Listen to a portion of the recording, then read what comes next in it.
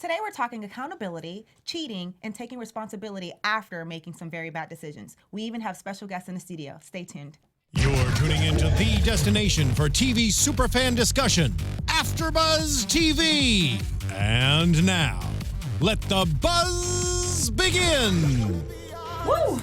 Hey, welcome back everyone for episode 3 of Black Love Season 2. This one was a bit heavy, and we're gonna get into it. But if you're tuning in for the first time, I'm Elayna. And I'm Lauren Ashley. I'm Jaimi Alexander. And I'm Chanal.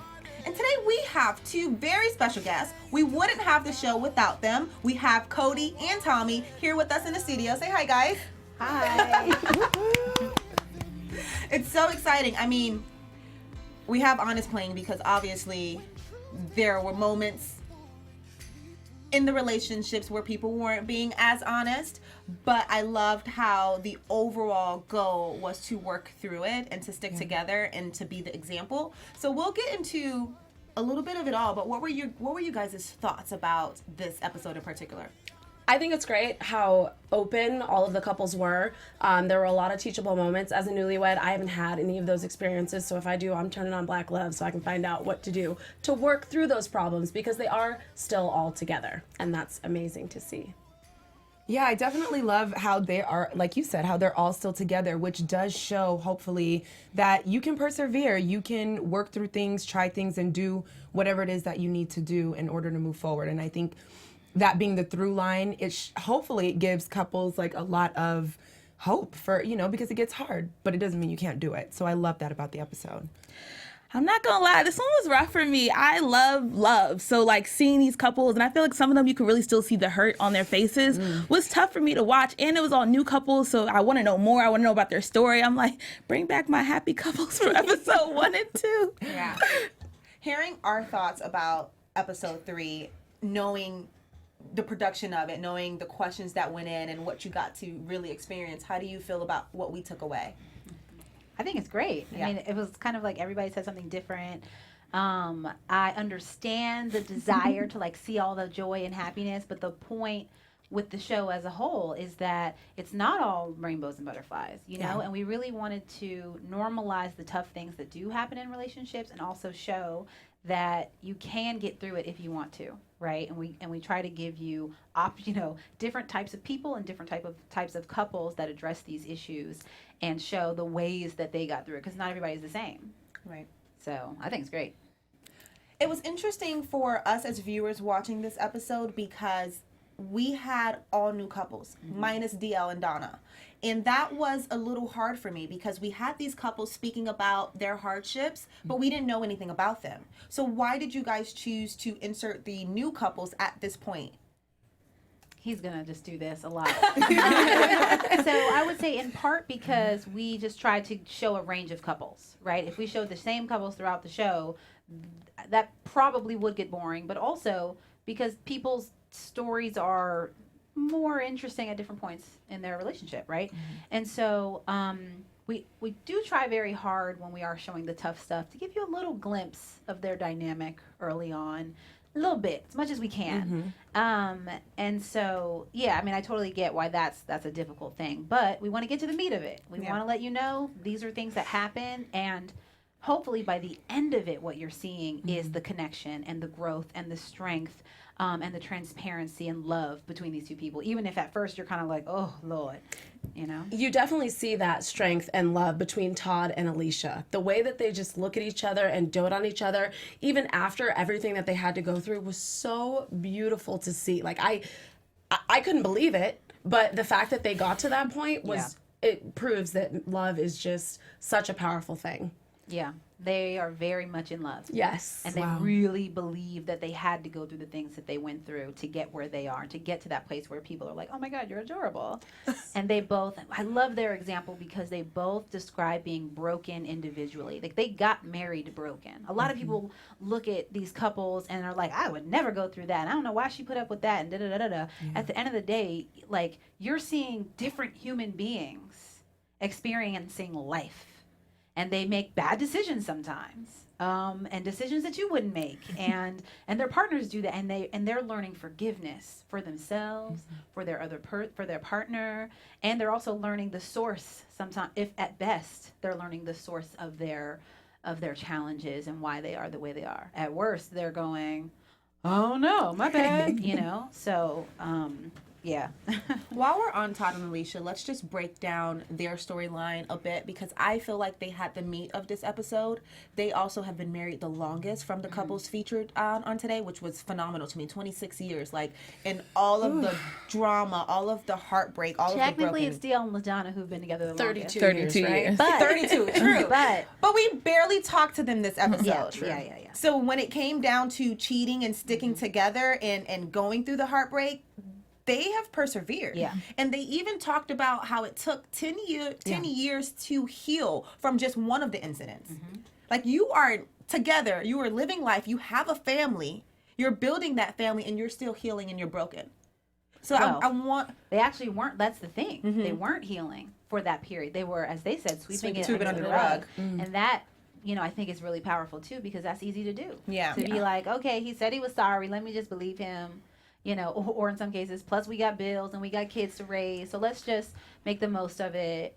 And then you realize you're still mad, And so that, I think, would best describe them. It reminds me of the conversations that we've had about tolerance versus acceptance. Yeah. Yeah. So the whole idea of you'll tolerate a behavior or tolerate sort of what happened, and you will say that you're okay with it, or Or you're even over think it. that you're okay with it, Right. but you're really not. And so what that creates is resentment, and it creates this sense of... Which is why she cheated. Yes, exactly. Because she thought, well, we good, it's fine. Right. But she wasn't. You didn't actually deal with it and move past it. You didn't actually accept it. I want to hold on to tolerance and acceptance, because there is another couple who I feel very much speak to that, and we'll get to them in a second. But sticking with Todd and Alicia, it was a lot. Like, it was a lot to handle with the two of them. But the beauty in it is that they were able to sit side by side and laugh and joke and remember all of it. And if we go back to the beginning, I remember her saying his problem was that he didn't incorporate her into his life in the beginning. Right. And he had a lot of single friends, and he was still doing that. So can you guys speak to why that may be a danger, why that may have been the start of the brokenness? Yeah. It's really easy. I mean, I'm being married I'm 28 years old. Out of all of my friends, they're all single. And it's very easy to get kind of caught up in this lifestyle and going out and even behaving as a single woman, because I'm out with other single women. I like that you touched on the individual brokenness, because a lot of them talked about how the spouse that was cheated on, they thought that it was about them, but it was an individual problem. And I think that, even LaDonna, she was like, as soon as he told me, I'm looking at me. What did I do wrong? And that brings me to a Cardi B lyric. She says in the song, Be Careful, you had me looking in the mirror different, thinking I'm flawed because you're inconsistent. If you're going to quote Cardi B, I'm going to need you to, like, kind of sing it. You had me looking in the mirror different, thinking you flawed because I'm inconsistent. Oh, that was y'all didn't know I rap too. But yeah, I thought that was important to see. Yeah, I definitely agree. And I do like to see, as positive as I can be, sometimes it gets on my nerves because it's not real. It's not real to be cool all the time. It's not cool to be, connected all the time. And with these two people being so broken and working their way to healing and even being able to recognize it and talk to each other about it, to me, I thought was big, because there's a lot of couples who don't even make it to that part. They either get frustrated and want to throw in the towel, or think it's this, that. We protect our hearts and want to say, well, he's this and I'm done, or she's that and I'm done. And we never look, okay, childhood wounds, the way he was raised, why is he reacting this way? So it does take two people that want to work through it. And I'm kind of obsessed with that, because that's what it takes. Like, we do that in our individual lives. Like, so why not do it together? So the fact that they were able to do that was really powerful, and I hope people it takes a very mature person, though, too, to step outside of that and recognize, like, okay, I am a part of the problem. What did I do? How did I contribute? Even if they're not directly the reason why. Can I say, to that point, it also takes a very mature person to say, okay, it has nothing to do with me. This is a human being, right? Who has pain and childhood brokenness or whatever it is that's going on, like, and go, and I love this person. And sure, they hurt me, but depending on the individual and the story, they might be hurting. They might have, you know what I'm saying? Like, marriage takes mature people, and we don't always enter marriage mature, right? So the hope is that whatever comes your way, you do grow in maturity. What was interesting about the couple, Todd and Alicia, was the fact that they were one of the couples that's infidelity led to some deaths. Oof. And that, like, blew me away. So, basically, Todd said that his mistress was killed in front of him, and then their house caught on fire. Like, yes, lots of things. Like what? And then on the way, like the destruction. Like what? Well, that just goes to show you, if you cheat, that's what happens. You know, that does not cheat, okay? That is not what goes to, that is not it. But so I bring that up to say, like, it was more than you making a bad decision, you stepping out, me stepping out. There were a lot of other people, other families connected to those people involved in my decision to step out, involved in my, you know what I'm saying? So when they talked about going to different therapy sessions and dealing with different counseling, I just commend them, because how dealing with loss is already hard, but moving forward, like, I'm sorry, that really took me out. I was watching, I had to stop, and I was like, look, I don't know if I'm want to do this with my Saturday, because you know, it's Memorial Weekend. It's a happy weekend. Like, right? But Alicia is such a strong woman to be able to stand by him through that time, because I'm sure, I mean, that was his mistress. He cared about her at a point, and I know he felt that loss. So for her to be able to be there for him and support him through that takes a strong lady. That's why I love the fact that this is called accountability, because even though, you know, all these terrible things happen, she still held herself accountable to be a wife and to be there. So accountability is not always, you know, taking the blame and knowing what you did wrong, but accountability is also holding your end of the bargain. And you said you were going to be his wife through thick and thin, you know, sickness and health, and she did that. And, you know, it was definitely hard. You know, she had her own things going on too, but I think at the end of the day, like, I love that it's accountability, because everyone does have to, you know, pick up their own pieces and, you know, really take responsibility for what they brought to the table or didn't bring to the table. Yeah, they definitely have a testimony that will bless other people. You know, and despite all the destruction and everything on the end, I did like how they were able to kind of begin re-flirting again. Like, from the ashes, like, rose the phoenix, you know what I mean? How they were able to kind of, like, she did leave and she was heartbroken from that, but it also gave them a chance to reconnect and rekindle that, and I thought that was great as well, especially after everything. That was a real moment. Us as women, we try to act like we don't want attention. Like, right now, I'm mad at him, but I'm gonna put on these jeans because I know my butt look good in them. And I'm gonna go over there. I'm mad at you, but you know, like, so that was a real moment for me when she said that she was like going over there and they would flirt a little bit. I was like, okay, because I kind of do that at work. In her little Uggs and jeans, she knew what she was doing. What I want to talk about a little bit is the fact that them as a couple brought a society aspect to it. Todd was saying, the society doesn't prepare us for women to cheat.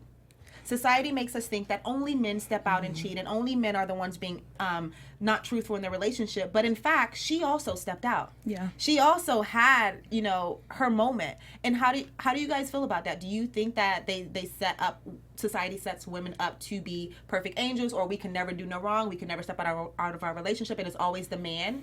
What is that thought process like? I don't think that that's happening. I think we all know men and women cheat, because you got men who run their mouth about trash women, blah, blah, blah. They're doing that because infidelity. But I can see where he's coming from when he says that, because it is not as much of a heightened topic that we're all talking about. Like, all these, we're more inclined to be faithful as women. Maybe not everybody, but. And it's not as glorified. So, you know, women are not just like broadcasting like, hey, I stepped out on my man, versus like, you know, other men, for some reason, you know, they get a pat on the back, or, you know, they get encouraged to, oh yeah, you know, like, why have one woman when you could have 12? It's like, because that's nasty. Like, I mean. So, you know, I think that for women, especially, you know, Black women, I think that we already have so much against us. And, you know, to add one more thing, all we want to do is, you know, be loved and love someone. Like, I'm not trying to go love 12 people. Like, one is enough for me. You know what I mean? I think that goes back to women thinking and feeling that they weren't enough and it really wasn't even them. It was a character flaw within him. Yeah. Which is such a great time to understand that now. Yeah. Now, I think we're all evolved enough to stop with guys do I this mean- and we've moved on. It's We had some everybody, you couples who- gotta- But have we moved on? Yeah, Because I even don't know. DL was saying that the misconception that when he grew up, he knew, like, I was getting married, but I was still going to have other women. So have we gotten over that? I But- don't feel like we I don't have. think so either. He's so old school. I'm talking about like this day and age. I feel like we're better prepared to have like the conversation. But and he come to- lives in this day and age. Like he maybe that was then, and he hasn't had any of those episodes in his recent years of marriage. Episodes. It's an episode, okay? It's a but it's still very real. And even them talking about that topic in general, Todd also said something that was very disturbing to me, and my hope is that more men are watching this doc, because he was saying that my wife stepped out and I didn't want to tell my homeboys like, oh, my wife cheated on me. However, if you cheated on your woman, you're more inclined to be like, yeah, I stepped out, and admit to that. And I was like, well, that sword, that double-edged sword, was very unfair, and it kind of pissed me off. But see, the Well, thing is he brought it up. And yeah, he was making the point that men in general Right. are going to talk about him, say, oh, you're this, you're that. And so to your points, I mean, I think we tend to agree that, like, it is not our opinion, but our observation. It is not acceptable for women to cheat. Yeah. Somehow it is for men. Right. Like, the reality is that, where do we hear that phrase? Satan's whore. A woman cheats and she's Satan's whore, right? And a man cheats and it's like, that's what men do. Let's figure out how to get through this, or whatever. Which is what Dio was saying. Yeah, and it goes back to that sweeping under the rug thing. Like, why is that okay? I It mean, is yeah, I because don't. that's the one guy in here. I've had a lot of these conversations, and guys are okay with it. It's like it's Are not okay only with. they're okay with the idea of cheating and the Okay. idea of talking about it a lot more so. And so for me, it's like, I don't play those games. It's like, people know that. It's like, you're going to come to me and brag about how many girls you've been with and you're married. Nope. I'm going to call you an idiot. I'm going to call you out on what you're doing. And so as a result, I don't have those conversations. They don't then come talk to me. I'm not in those circles because I'm not going to co-sign that behavior. I'm not going to be like, that's okay. And so I think it really depends on your circle, and that's one of the reasons why being a married person who wants to remain married, the people you have around you is so important. And so, you know, for Todd, for DL, it's like you grow up, you see these things, you see these bad examples, and you think it's okay, but it's not. And so it really Even comes down- Styles. Even Styles. Yeah. Like he said, he grew up in the ghetto. He didn't have those examples. I grew up in the hood. I didn't have those examples. That doesn't mean it's okay. At some point, He said he was even taught or felt like you grow up, you get money, you get lots of women. And so that was his mindset, even though that's not what he did. Right. You know, he got married, but he lost himself for a beat. And what I was going to say is, at some point, you have to become accountable. Yeah. Right. As an adult, Right. you are accountable for your behavior. You're accountable to your woman or your man, and it's your responsibility. Yeah, I think that experience in being accountable is what we struggle with now, because it's about choices. I can come from wherever I come from and have whatever kind of parents and have experienced whatever I wanted to experience, but I still choose the life that I want for myself. Like, 100%. and that's really, I'm accountable for myself. Yeah. I'm accountable for the life that I want to have, the value of life, which makes me want to jump to Bart and Star. Yeah. Because I love Star. Yes. their story was very interesting, and it was very fresh, and still new. Yeah. It seems like they were still working through things, which was surprising. So, one thing, that interview was very different than every other interview we've done. Like, we've done 100+ interviews, and it was very different. And so, What made it different? That exact moment that Yeah. you all saw. Yeah. so when she we said- didn't know going into it that they were still in it. Right. And so, Okay. probably halfway through the interview, we're sitting there talking, and at some point he said, you know, you're picking at scabs, talking to me, actually, because she asked most of the questions, but sometimes I'll ask questions instead of not let people off the hook.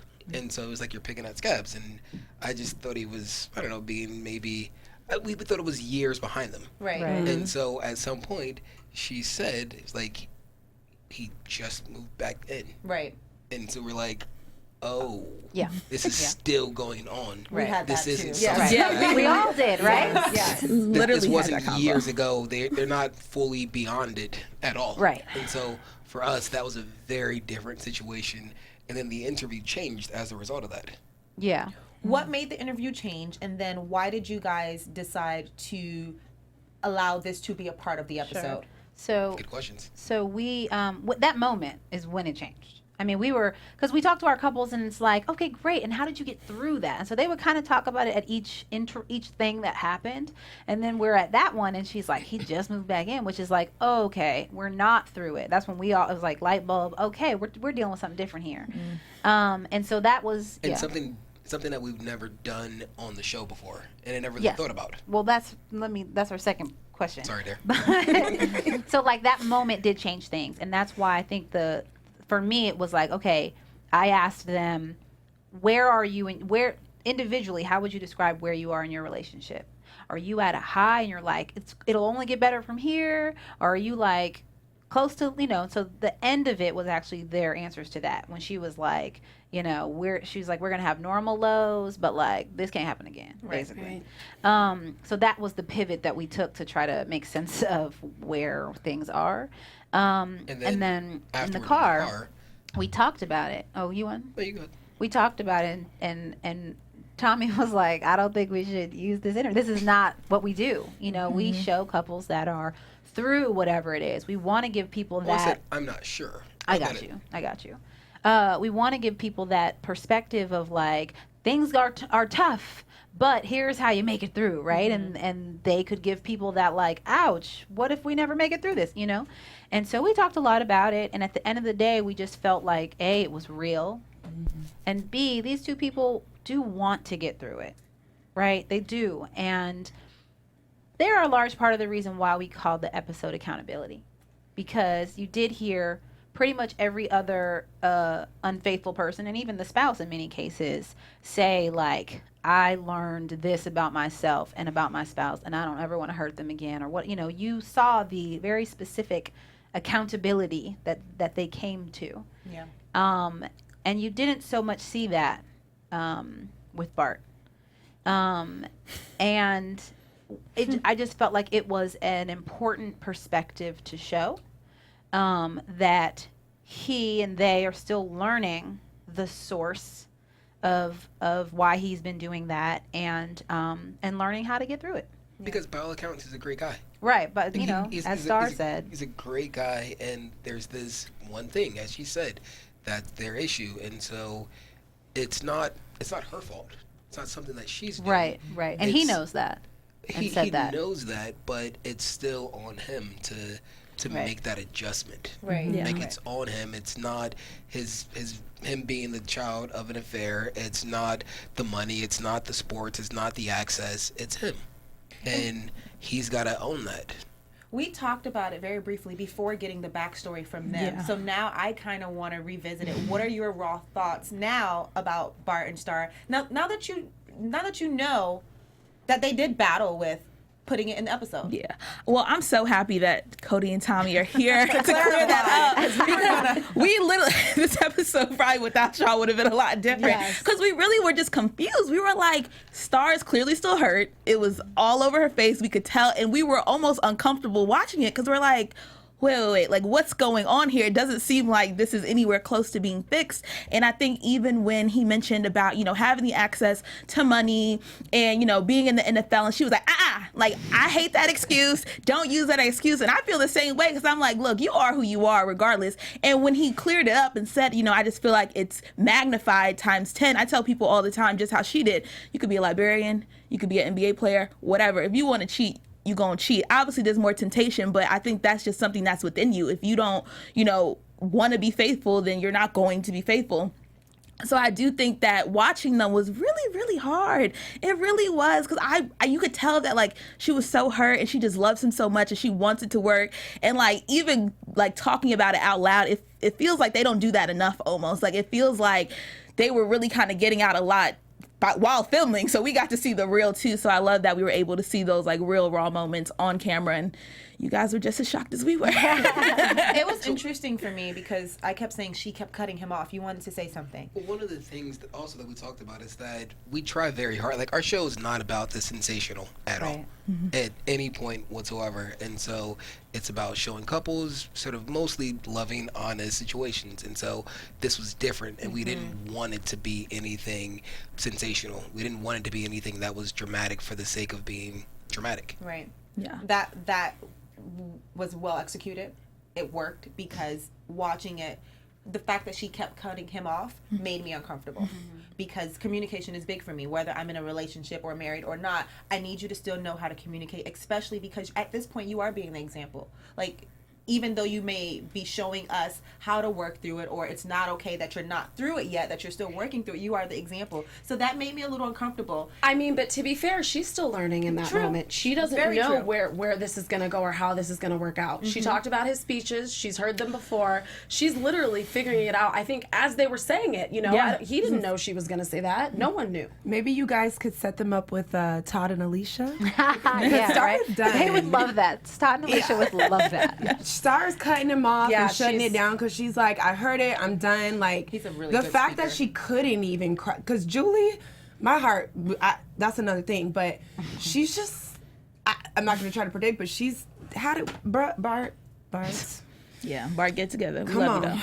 you So, one of the things that honestly terrifies me about the idea of cheating is I love what we have, and I don't want that to change. And so something as simple as, well, it's not simple, but you're seeing a lot of that hurt. You're seeing a lot of the residual effect instead of how their interactions are different.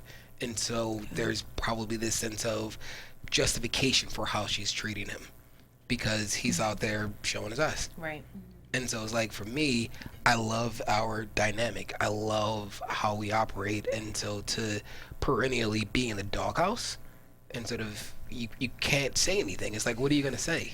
Well, see, this is the thing about the doghouse, because I don't think it's so much just about the way what he's doing to her, but, you know, she even said it, like, I don't know, like, I can't open up my heart right now. Like, they're at a place where if she can't get to that space with him, she's going to be at that broken place where Todd and Alicia were. I feel like when they were just, it took her 10 years to heal because there was no addressing it. She's cutting him off. She's like, I don't know when I can, you know, let him back in. He's still cheating. So there's just this closure that, yes, we're looking at him because of what he's doing, but how are we going to get her to open back up so they can even reconcile? So, my hope is that with everything that you all have said is that there are still lessons in Bart and Star, right? Even if those, like, and I try not to defend our couples, like, I'm very partial to all of them for different reasons, but, like, you know, one of the things, so we do bonus clips on our social media, so we do try to show a little bit more of these people. We're going to do a bonus clip this week of, like, their first date story. Like, and you will see that, like, she's a very witty, like, kind of smart alecky person, period. Yeah. So add to that, he has wronged her a few times, and she's like, eh. You know, so that's just part of her personality, which he was very attracted to. And then the other thing is that I think the lesson for a one-day cheater or a woman who may have been cheated, you know, is like, you look at their relationship, the progress of their relationship, and like, he was doing these things from the beginning. Right. Yeah. You know, and she made the choice to be there. Yeah. You know, she thought, okay, he's proposing, he's about to get it together. Like, there's a lesson in that for married people, non-married people, not to say that everybody who does it once is going to keep doing it, but to pay attention, right? Like, this wasn't new behavior. And so it's just, I hope that there are lessons in each phase of their story and all of our couple stories. And also something interesting that one of you just said was, it kind of made me think that Bart and Star are where Todd and Alicia were when they were sweeping it under the rug. Mm-hmm. It's like, okay, we'll fight. I'm going to kick him out. He going to come back. And then 10 years down the road, who knows? Until right? there's hope. Until the soap? And so there's hope. If they do the work. Right, right. And okay, one more. But my hope, too, is that even with the couples in the show, that there's potential to learn from the other couple. You know what Yeah, I'm saying? absolutely. So, like, that's just my little, like... So maybe they watched the episode Yeah. and they really had a conversation and dialogue afterward about some of those things. Right. I Which we haven't definitely asked them. jotted down the fact that Star accepted the engagement off of potential. Her all right was, I'm so hopeful of where you're going to go. And this is why these conversations are important, because she also needed to have community to really talk about what was happening. So where can they also have these type of conversations? So if you want to have these kind of conversations, want to have fun, learn, and grow in all areas of your life, for those who do, we've got the podcast for you. Conversations with Maria Menounos, podcast edition, is hosted by our AfterBuzz TV founder and drops every single Friday on iTunes. Conversations with Maria Menounos features celebrity and influencer interviews, along with secrets and tips on how to be better in all aspects of life. So in talking about this conversation, this can definitely help with that. From health and wellness to career, relationships, finances, and more, let our Maria be the big sister you've always wanted. Just go to iTunes and subscribe to Conversations with Maria Menounos for free. Go do it. Be sure to rate and comment, and when you do, let Maria know it was us, the Black Low After Show, that sent you there. Conversations with Maria Menounos, podcast edition. Check it out. Friday, every Friday. That's going to be fun. I love that. Because we've been talking about cheating and making choices, but there was a couple who addressed a different type of infidelity. And that was the emotional type. Like, she didn't do anything physically, but she had an emotional connection with another guy, and I'm talking about Don and Tanya. And that I love that you guys included their story into it, because sometimes we think that if I'm just talking to X, Y, and Z, then it has no effect on my relationship or my partner, but that's not true. Not true at all. It's crazy because, you know, she was getting all the things that she wanted from her husband from another man. And some people may be like, oh, he's just my friend, we're besties, you know, like, and try to play that card. But I think it was so important because, you know, emotional cheating is dangerous. I feel like it could even be more dangerous because you hear a lot of times guys are like, I didn't like her like that. Like, I just messed with her. Like, it didn't mean anything. I can have sex without feelings, you know, and this is a woman who really had an emotional connection with someone from her past. And it's like, when you're not getting something from one place, you go to look for it in another place. And that's really dangerous because it's like, if you could talk to this man, why couldn't you just talk to your husband? So, you know, I would love to kind of, you know, sit down with her and kind of find out, like. She would love that. But Don took ownership and said, I had to step up for what I wasn't giving her. Yeah. And that's where the whole title of the episode comes in, because he literally said, though she may have had an emotional connection with someone else, I recognize that it was because I was just paying for this and paying for that, and I wasn't giving her anything else. Now, how do you guys feel about the fact that he said that they stayed married because they couldn't afford to get a divorce? That was interesting. And they said that they were going to stay and work on it. I want to answer that. Yes. Okay, because I understand the way that sounds, right? But when you look at it, there are all kinds of reasons that people stay married. One of the things we talked about, you know, we have kids, we have too many bills, whatever. But the reason that you stay married and the work that you do to have a fulfilling marriage are different. And they obviously stayed married for one reason, but they obviously put in the work, right? Go ahead, babe. So 2 comments. One, I've been the benefactor of 100+ interviews and being able to hear people who have made it work in one way or another. And so being able to listen to somebody like Don, you know, another man sit there and take responsibility and be accountable was fantastic. And so it's like, how often do you see that? How often do you hear that? And so it goes back to what I was saying earlier about the idea of surrounding yourself with people who have like goals. And so to see that for me and to hear that was big, because like, would that be my default if she were to do something? It's like, you know, it's always what did you do instead of like, you know, what was my part in that? And so I just really appreciated that. Second part about them staying together because of finances, it made me think of something else that one of our very good friends said about his parents. And so growing up, all of his friends' parents got divorced and his parents stayed together. And it wasn't because they were more in love or happier. He said he knows for a fact that they were less happy than a lot of other people who got divorced. Yet they stayed together because they were committed to being committed. And so it didn't really matter what the reason was. They were committed to being committed. And in the end, it was fantastic. And so it was, so one of those things that kept them together at that point was the lack of being able to get divorced. Okay, so what? Right. They were meant for each other and they made it work. So we're running short on time a little bit, and I'm going to try to move along with the couples. But one point pointing out with Dawn being the example, I love that we talked about how all couples kind of went to counseling and had therapy, but they were the couple that said, we tried that, it didn't work, we needed to do individual counseling, and that's what helped bring us together. So that point was just like, okay, now I don't have to do everything that everyone else is doing. So it's still like this learning process for us all. So here's the kicker. Mark and Julie. Oh, My heart just hurt watching her. I couldn't deal. I think truly, Jaimi, my heart breaks for her. Yes, I'm very empathetic to her circumstance and what's going on. But you have to look at the patterns that people are showing you. And if he was with his first wife and his second wife was the mistress, and then he's sexting or texting with on you, like what?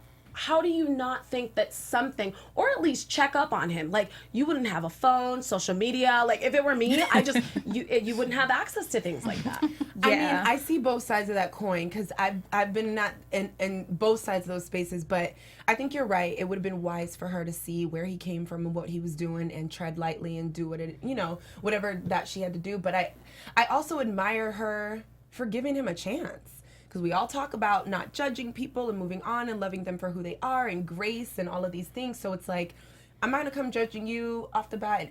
So she gave him a chance. I guess my heart just breaks because she's about to cry through the whole thing, which tells me she's not completely healed, in my opinion. And my heart breaks. It really hurts women when men step out. It's not cool. It changes who we are. It changes how we look at our man and how we even interact with a lot of things as a whole. So with him, with the track record and how he treated her, I just feel bad. I think what you said, though, is true for both men and women. Yeah. As in, you said that it really hurts women. I think it affects men just as Fair. much. You better give me. I started to say something too. No, I love it. No, I love it because I tend to think differently about men and their emotions, but this is not about me. So. But see, the difference, men don't always show it in the same, or at all, right? In the same way or at all, right? So that's a whole nother show. I was literally going to say that, but I think with them, the kicker for me was the fact that he had a scare, an STD scare, and I noticed Twitter was really about that part. didn't want to admit it to his wife and slept with her anyway. That part. Thankfully, it wasn't anything, but if it was something, the fact that you would put me in you don't love me how you say you love me, because why would you put me in a crossfire if you thought that it might have been something? That was literally, I was like, you know what? I was with y'all, I was like, okay, she has to be accountable. She chose this man. He needs to be accountable for his actions. But when he did that, I was like, I'm done. Because... like, come on, Codie. I'm going to play devil's advocate a little bit. And it's not like defending what he did. Yeah. I think you just brought it home for me, actually, by saying you don't love me the way you say you love me if you're willing to do that. You might be right. He probably didn't then. True. But now y'all saw that list. And we saw the fact that Julie was kind of like, I don't even know if I want to be here, but I'm going to make this crazy long list for you. And he did it. He was he did it. He pulled out the list. And so to me, he still carries it. To me, right? Yes. To me, it was like you might be absolutely right. Maybe he didn't love her in that moment.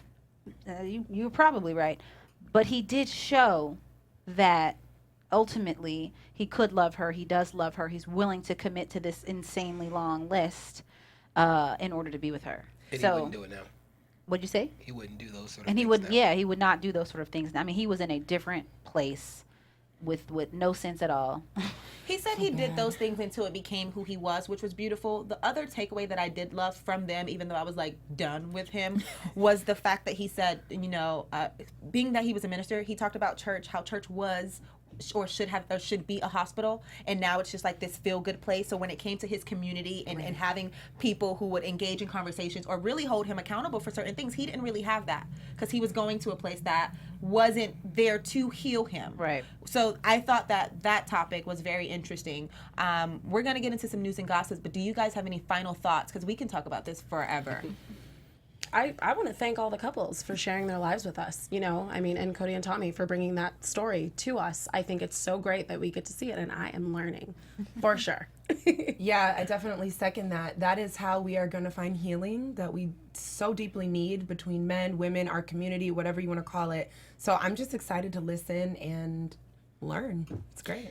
Yeah, I mean, this episode definitely for me was like tough, but I love just the different perspectives and the different couples, and everyone is going through something different, and that's what's so real about the show. There's not one couple who's going through the same exact thing, so I definitely thank you guys for giving us a variety of couples and really covering all bases. Well, let's get into some news and gossip. Yay, some news. Okay, I'm so excited. TV News. What is happening this weekend with Black Love? Okay, with Black Love this weekend, actually, well, it's a Memorial Day weekend, so tomorrow, the 28th, we're going to be at the Montalban Theater enjoying the clips and conversations with Sterling and Ryan, Kadeen and DeVon, and of course, Tommy and Codie. So I'm so excited. So if you guys get there if you're LA local, hop on, look up Hollywood Confidential, get on Instagram, Black Love Doc, and make sure you RSVP so you can see us there tomorrow. It's going to be so much fun. Panels, conversations, starts at 6, ends at 9. There's wine. I went last year. So we're having a good time and listening to more in depth how the couples are getting along with each other. And then it's nice to see them all together in one room. So you guys don't want to miss it. Is there anything that the fans should look forward to heading into the event? First of all, is it too late to RSVP? It's not too late. Okay. But come on time, because it's going to be packed. It's going to be packed, so come Yes. on time. And is Yes. there any takeaway that they should look forward to heading into the event? I mean, how often first off, people are obsessed with Beth and Randall on This Is Us. How often do you get to see Sterling K. Brown and his actual wife, Ryan Bethay? And then also, DeVon and Kadeen are just a riot. Yes, so, they're my favorite. It's I going to love be, them. it's going to be amazing. That'll be fun. And I know you guys said that there may be some projects in the works, and the fans can check into Black Love Doc on Twitter to get any... Twitter, Instagram, and Facebook. Perfect. To get any exciting news. Yep. So tune in to their Twitter, Instagram, and Facebook for upcoming news and gossip. We're so grateful to have you guys here with us. Is there anything that we should look forward to heading into episode 4 and the finale of the first half? The promo for the second half will be a lot of fun. Of course, in the final episode, it will be fun too. There's some very deep stuff going on when you involve kids. You know, when you have kids in your marriage, it changes things. Oh, there's this one thing. There's this one segment which you're not gonna want to miss. It's D.L. Hughley, and he's on the sofa He's crying. bawling. I saw it. I did. I saw it on the preview. And I was like, what is he talking about? Yeah. It's Get real. ready. Okay, sorry. That took me there, and Yes. we're not note.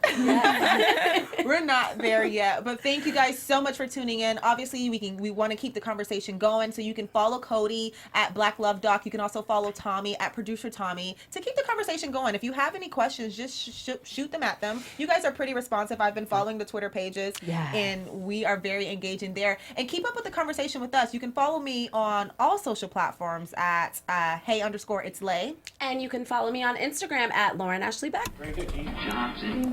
Oh, I heard something. You can follow me on Twitter at Queen Jaimi. And you can follow me on all social media at Crystal Chanel TV. So we definitely want to keep the conversation going. Don't forget the event tomorrow, and make sure you tune into the series pre-finale, the part 1 finale on next Saturday. Until next week, guys. All right. Bye. See you later. From executive producers Maria Menounos, Kevin Undergaro, Phil Svitek, and the entire AfterBuzz TV staff, we would like to thank you for listening to the AfterBuzz TV network. To watch or listen to other after shows and post comments or questions, be sure to visit AfterBuzzTV.com. I'm Sir Richard Wentworth, and this has been a presentation of AfterBuzz TV. Buzz you later. The views expressed herein are those of the hosts only and do not necessarily reflect the views of AfterBuzz TV or its owners or principals.